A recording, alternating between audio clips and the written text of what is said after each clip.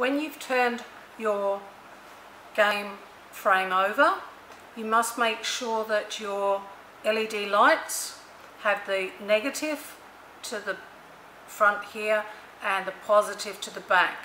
How you will tell that is at the base of the light down here, you'll have a frat line where the negative is, and that is also the shorter wire.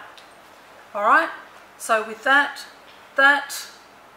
wire is going to come to the back of the game. With the positive wire, that's going to go across.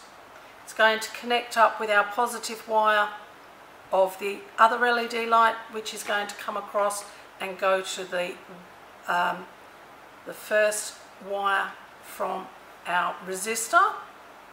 Our resistor here is then going to join up, so it's going to need to be bent this way.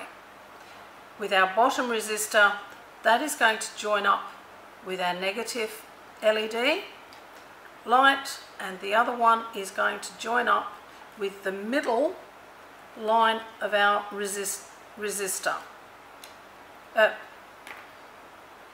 So then our other wire of our transistor goes to the middle hole. This one will come to the back, and that is where our little wires come into play. We're going to join those. Set that up first, please.